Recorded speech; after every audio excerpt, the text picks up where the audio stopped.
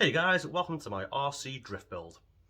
Now this series is going to be 3 videos. So the first video today we're looking at the chassis, we're going to unbox, we're going to talk about why I ordered the chassis, then I'm going to build it off camera because it could take forever, I don't know how long it's going to take.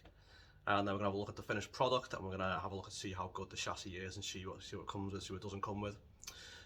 In the second installment we'll be looking at the electrics and we'll be going through what I purchased and why I purchased it. And then put it all in the chassis, solder everything up, maybe try and give it a trial run. And the third installment will be looking at the body shell. I'll be trimming it and I'll be spraying it and mounting it with magnetic body posts, and that could go terribly wrong in all honesty. So first off, the chassis I picked is the MST RMX 2.0 Classic. Now the reason I purchased this chassis in particular is because A, it's a major brand, MST. B, it's well priced. To the standard MST RMX 2.0 costs around £180–190 online. The Classic, when it's available, costs around £120, so it's a little bit cheaper, and I want this to be a bit of a budget build. So let's see what's inside the box. Make some space first. So this is the box it comes in. This is the MST RMX 2.0 Classic chassis, and these come in at about £119. So you can see inside there, it's just a load of bags of parts. And honestly, it's a little bit intimidating because you've got lots of little tiny parts in there. I don't know why you can see that in this light. That's one big bag of parts. Another big bag of bags of parts.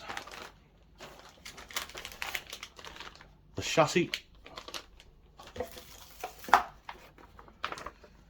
The instruction manual, I hope. Nope.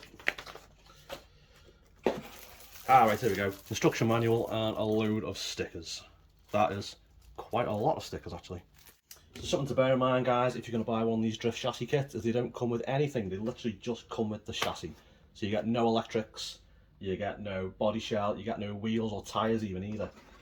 So for this build I bought a set of used outdoor drift wheels and tyres. I think I paid £5 for them from a local club.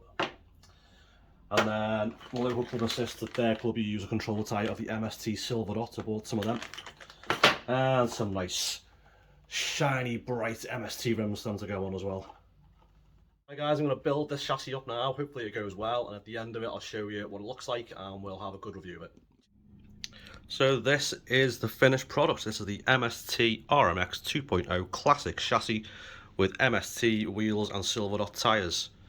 All ready for the electrics to go in. First impressions, it looks like a quality piece of kit. It's pretty rugged. Those shocks seem pretty nice. Looks well thought out. Lots of lock on the steering. Looks like a real nice piece of kit. Now I think the build went really well. Everything seems to go together pretty well. The only thing I'm not entirely happy with is the gearbox, and as you can see, seems quite tight in there. Now I've built this and rebuilt it again and looked online and looked on YouTube, and still it's the best it can do, unfortunately. So I'm hoping once I put a motor in there that'll loosen up and it'll be okay. But only time will tell. Now for this build you're going to need some tools. So first things first, you're going to need a cutting mat, absolutely. You're going to need some Allen drivers. Need some kind of sharp knife or sharp scissors to open the bags all the parts are in.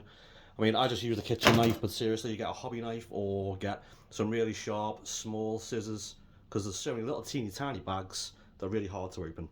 You're going to need a flathead screwdriver, and absolutely you're going to need a shock builder. That makes building the shock absorbers so much easier. I used that a few weeks ago, rebuilding the shocks on my Maverick Quantum Flux, and it made life just tons easier.